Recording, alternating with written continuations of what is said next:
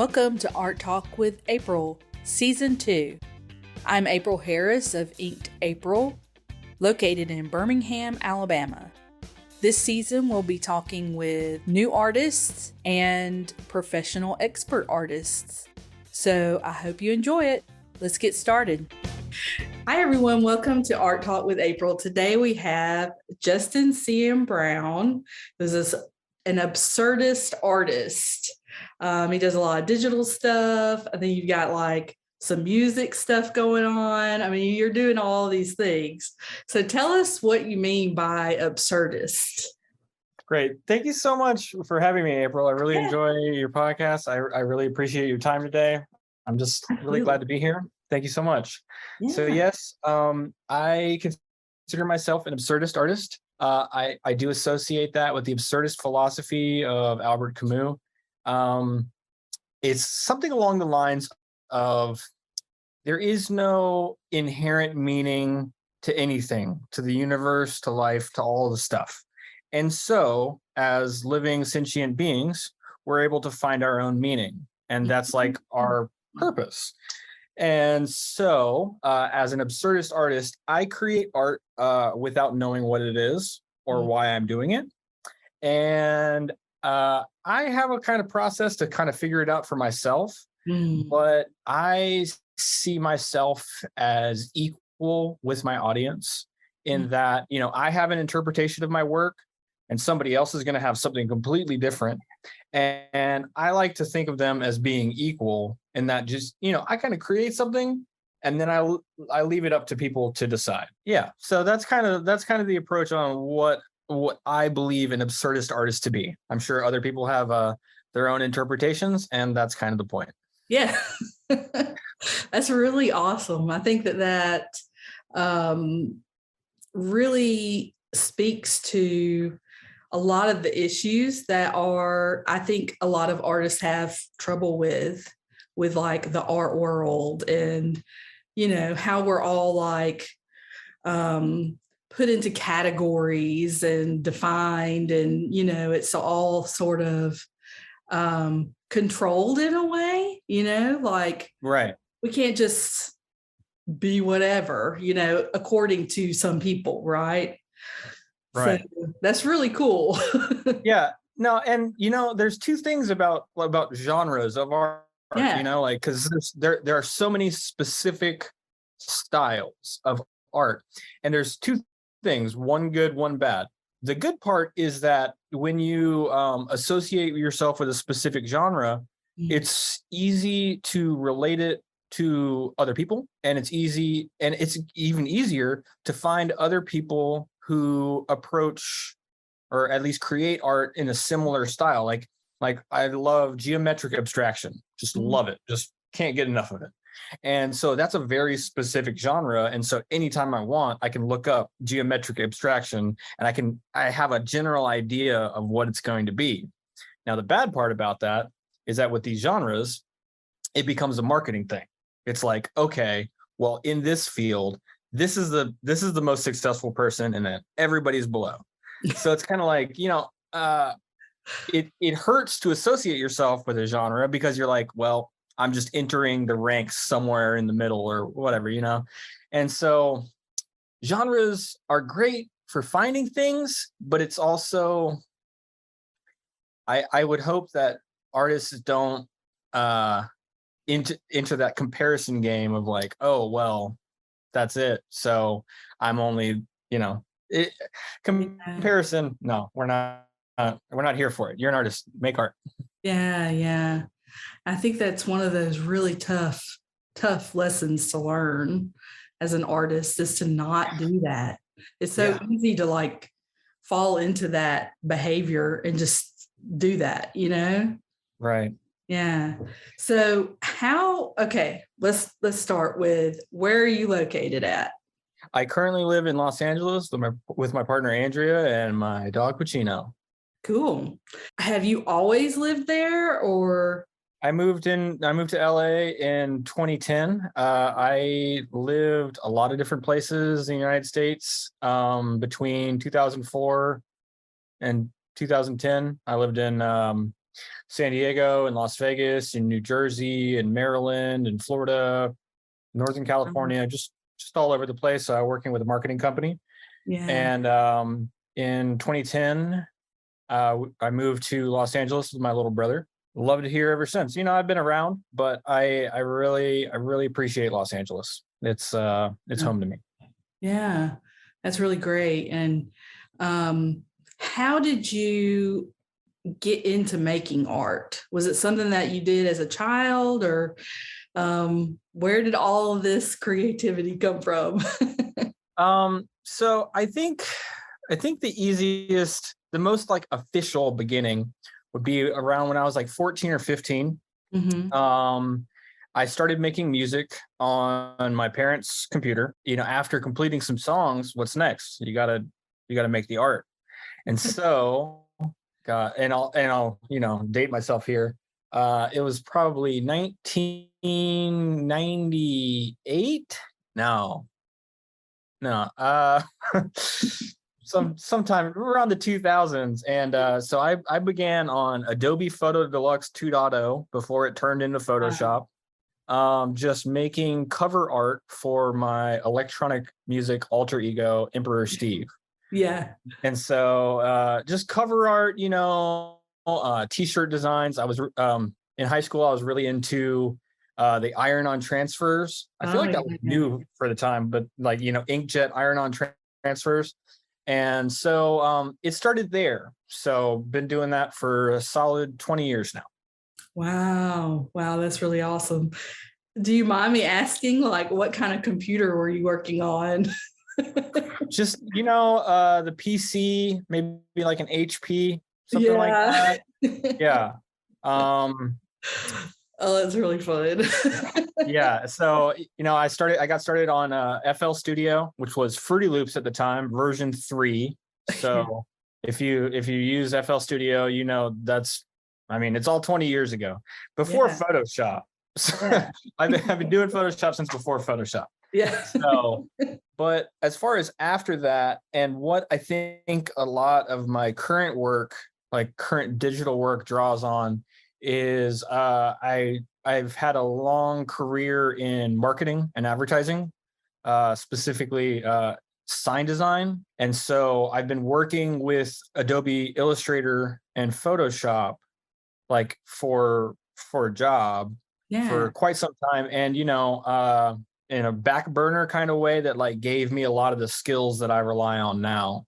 When a client sends over a logo in a JPEG, and I know you're a graphic designer, so I know you get it. You're like, okay, well, what do I do? How do I recreate this?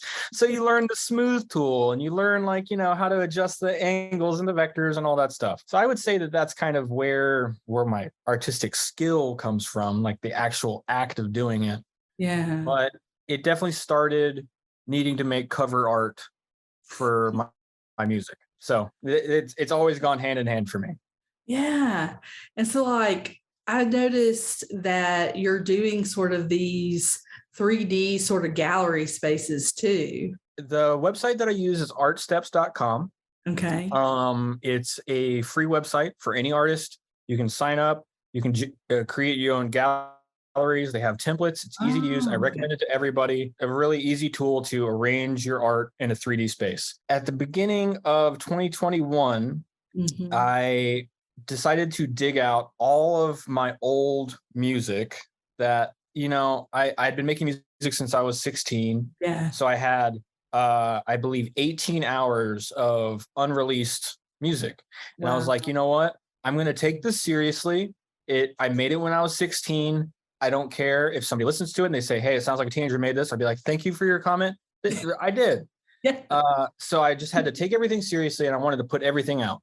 So I had about 100 songs that of that chunk. Yeah. And then at the same time, during the beginning of the COVID quarantine in March of 2020, I started writing a novel / screenplay. Right. Nice. So I have this writing, and I have this music, and I had done some painting to use as the covers for the music. And I was like, how do I get all this together? how do I, because I wanted to release them at the same time, but I didn't know how. Yeah. So I was looking around for like virtual spaces, like something like a widget for my website or something. And I came across Art Steps, and they have this virtual gallery platform. But what was really cool was that at the beginning of the pandemic, they made everything free because they knew that like galleries were closed and people couldn't do the thing. So they wanted to make their tools available to artists so that they could continue. And I can't say enough good things about Art Steps, but I think that was a really, really cool thing for them to do. And so the first gallery that I did was a combination of my music and writing through the painting in a virtual space, just because I was like, I just got to go all out. If I'm going to do one thing, I'm going to go all out. And so I had a really good experience making that first gallery. Just kept going. I was like, well, I have all this art on my, I have a backlog of art that I've never taken seriously. So I was like, well, I have virtual gallery space, so I may as well put that out. So it just, and it just keeps going from there. And now I'm on my 8th gallery this year. If anybody is listening to this and they want to try it out, just feel free to message me and I will share all the information I know, because it feels good. Like I enjoy it as like, as a space. And also the thing is that I love the accessibility of it. I live in Los Angeles. My parents are in North Carolina. I have friends all over the world. And I want people to be able to see it. If I get a gallery in Los Angeles, I have my LA friends that can come, but that's it. Yeah. So I really appreciate the virtual gallery so that it's just accessible, it's safe, social distance, and you can enjoy yourself at your own pace. I really appreciate the virtual gallery thing. Of course, I love the in-person, because there's no replacing being able to like walk up and look at the brush strokes and stuff. There's no replacing that. It's okay. Sure. But just as far as a experience that you can have at home, I think virtual galleries are a great to the world of art in general. Yeah. I thought, wow, man, I don't know why I don't see more of that. I don't know why I don't see more artists taking advantage of that. I haven't seen anyone else doing that. So, you may be aware of other people who are using it, but I was like, that's pretty cool, because then you can actually kind of tell a story or make it all connect together and have sort of a feeling around it, and people can walk through and experience it in a different kind of way, like you said, pretty much anywhere around the world, right? They could check it out. So right. That's pretty cool. When we create art, we often have a specific release strategy in mind. Like if you're an Instagram artist, you have it in your mind, like as you're making it, that it's going to go there. Yeah. And if you're a gallery painter and you're used to being in galleries, you think, okay, this is going to hang on a wall there, the sunlight, all that. Mm-hmm. And I think creating virtual spaces is a considerable amount of labor. It does take time to build the whole thing. And so you have to be sure that it's what you want to do. Otherwise you get stuck halfway, because adjusting the angles of the tour camera and all that stuff, it takes time. It's not hard, but it definitely takes time. They actually give you a good amount of control to like shape your environment, like with the colors and the angles of the walls and the lighting and all that stuff. So, it's not just a template to drop your stuff into. Like as an artist, you have control of that as well. So I would really recommend it. It's a lot of fun. Taking a look at your work and your music and everything and all of the stuff you got going on, what is your vision? Is it all around like just the absurd kind of thing? Like, how are you making this work? Like, what is your story there? Thank you for that question. I often ask that myself. I think that as a general beginning point, a lot, if not most, if not all of my art comes from a mental process that I've recently adopted in the last maybe 5 years, which is consciously appreciating the ideas that come into an artist's mind specifically. And, I say this because before, I would have ideas and ignore them, or just play around with it in my head for 30 seconds and then forget it. Yeah. And I think I've made a great habit out of sketching stuff, out of taking notes in my phone, of writing things down, of, just real quick, just get it down, just something. And then after that, taking that sketch and trying to turn it into what it wants to be. I try to, because there's no explaining where these ideas come from, right? You're just laying in bed and all of a sudden, it's just colors. Yeah. You're like, oh, okay, what? Thank you. What does this mean? And there's no instructions, and you're just like, okay, colors.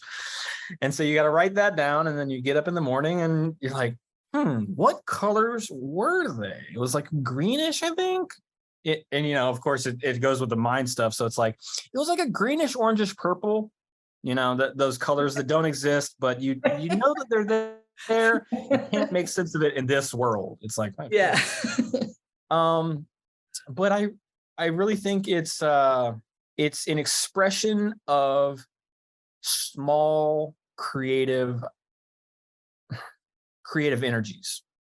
And I really hope to appreciate in myself and in others, and encourage others to appreciate it in themselves, just the day-to-day static creative energy that I believe everyone feels. It's not just artists. Everyone's an artist in my book. I say this right now, you're an artist, and the next time you put mayonnaise on a piece of bread for a sandwich, notice that. You are an artist, because there is a way that you put it on there. Do you spread it? Do you dot it? That's the same thing painters do, some of them. But everything that we do is art. The way that we communicate, if you can say that operas are art and rap is art, and so what about, and poetry is art, then communication is art, relationships are art, nature very clearly a type of art. And so I try to, in my life, to appreciate that static background, day-to-day kind of creative energy. And the more I leaned into it, the more I had to generate stuff like the art that I make now. Just and to follow through, don't just leave it in the notebook, make it the thing, put it out. Now you can rest. It's that, take it from the smallest kernel seed that you can get, and take it all the way till it's on your feed and somebody clicks and now you're done. Because it's not just about creating it, it's about sharing it. It's about creating it from an appreciation of your own creative energy.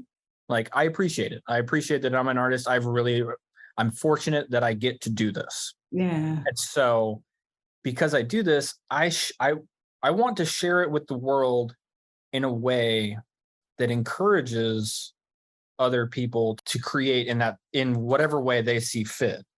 I don't I prefer the word encourage rather than inspire. I don't think that there's some magic transfer of creative energy. I think that everybody has that creative energy, and that if I'm able to make art honestly and release it as it is, then I hope that other people will want to do it for themselves. And whatever it is, whatever it might be, whether it's sculpting, whether it's poetry, whether it's, ambient guitar jams, whatever it is, I want my approach to art to encourage others to find their approach to art, because they're all different.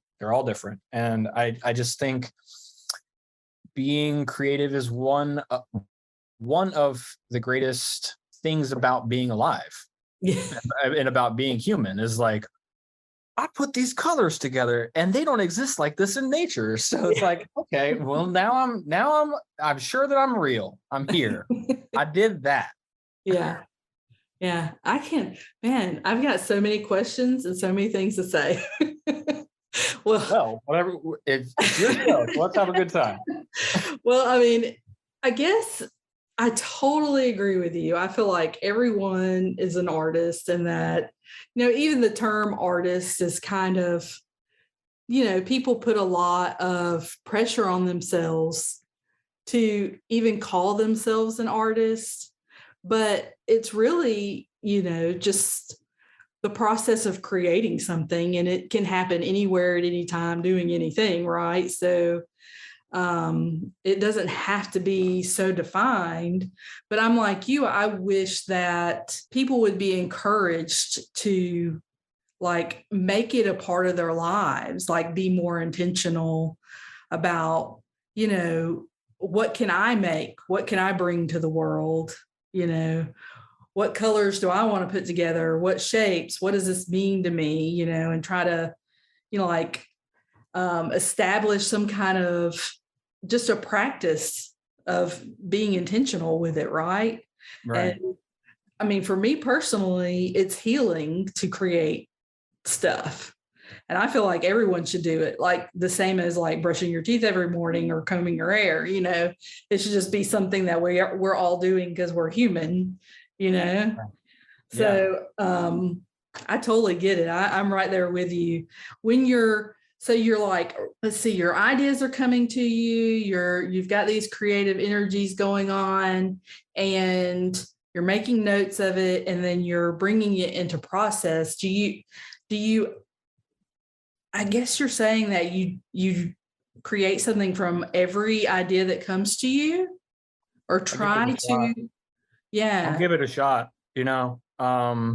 Sometimes I realize that the sketch is incomplete, and that makes it really difficult. I mean, I have my notebook here. So I can show you, like, these are not what you would call well thought out sketches. It's like literally, it's what appears in my brain, and I do my best. This is the one I put out today. Yeah. And this is To What End, that's coming out. These are all from part 8 coming out this month.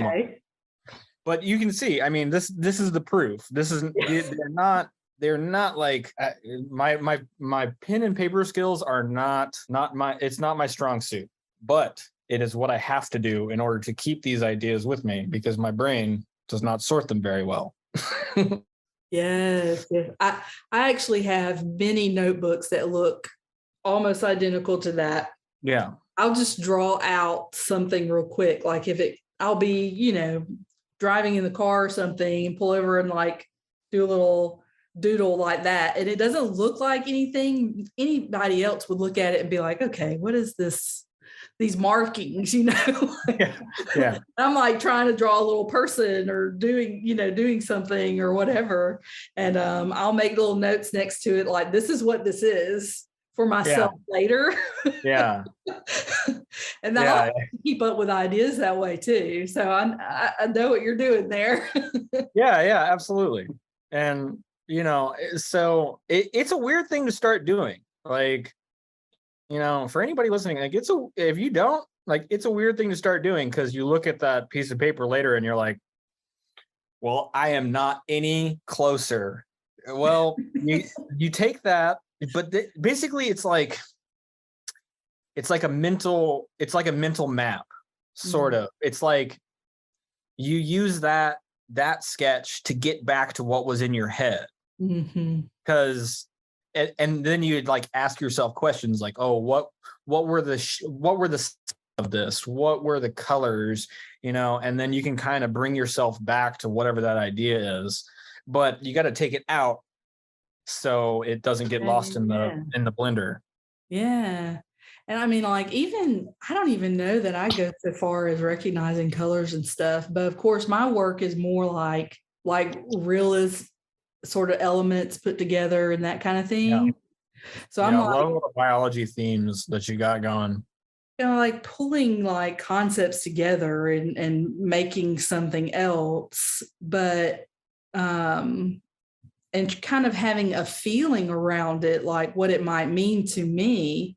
Do you have that? Like, I mean, I guess what I'm getting at is, especially when you're doing the absurdist thing, that do you have like any goal behind it or meaning behind it?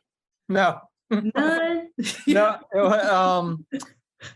I will say this. I think it takes me as long to name a piece as it does to make it. It takes about an hour, like, on average, I would say it's an hour to an hour and a half. And naming it does take about an hour. Like, because when I'm in the artistic process of like creating the image, all I'm focused on is trying to get as close as possible to what I originally saw. And that's, of course, long gone. I try to get as close as possible. And when I think I've got it, I stop. Like, and, generally don't play with it too much further. Mm-hmm. But then once it's done, then I allow my like analytical brain to come in and be like, okay, what just happened? What did we just do here? Like, what is this? What is this? Yeah. And so, and then, I run through. I'm like, is it space? Is it love? Is it is it a palm tree? I don't like, so and so that's why, it takes like an hour to title each piece. And wow. But to keep with that absurdist thing, that's my interpretation of the art. So it is my general philosophy that artists and all artists use the same infinite creative energy that's like available to us in an alternate dimension that we can just kind of pull out and make something. That's like, it's the energy and material required to create something new. Mm-hmm. And so we have this energy and it filters through us as artists, like our beliefs, our materials, our ideas, our relationships, our moods. Like, this energy, the singular energy, filters through us, and then out comes the art. Yeah. So I recognize all of my art as being made of the same stuff. And then however I'm feeling or whatever's on my mind, or, whether it relates to a specific experience or memory, that's kind of what guides this resource into what you see. Mm. So, I see all art as being made of the same stuff, and which is kind of, it's weird because, at the same time, your ego fights it, right? Like, you're like, no, I made this. But if you build a house, you didn't grow the trees yourself. Yeah. It requires materials. It requires something more than what you just have. You can have the skills, but you need material to build it. And so I think of it as like an infinite creative resource that people draw upon, and then it becomes what it is by going through the artist's filter. Yeah. So that's how it's unique to each one of us, is that It's coming through us, right? Yeah. And when you see it like that and you realize that art is a product of the artist, whether it's imitation or whether it's completely unique or an original or imitation or playing off of a certain style, how someone approaches that style is a part of their identity. Like, oh, I went to a Van Gogh exhibit when I was 7, so I really like sunflowers. That's going to come out when you're an artist at 35 years old. Yeah. Like, whether you know it or not, like, your experience is shaped the way that you approach art. Yeah. You can't make something that you can't make. you can only make the art that you can make. which is why it's so important for everyone to make art, because it's always a unique thing. Mm-hmm. And you know what? That stuff that you're working on first year, first day, still art. You're still an artist. You're still creating art. You're still expressing what you want to express in the world. And so you're already checking all the boxes. Mm-hmm. It might not be the outcome that you had imagined, but you're still an artist. You're still generating art, and you're still making good use of your creative energy. Yeah. So that's the thing, is that like, if you're aspiring to something great, don't beat yourself up. Don't. Yeah. You're aspiring to something great. Just know that in your heart, it's gonna be hard. Do it. It's gonna be hard.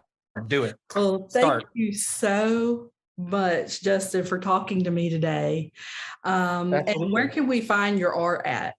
My art is on JCMBmade.com. You can also find music on EmperorSteve.com, and my writing at ZodiacWaning.com.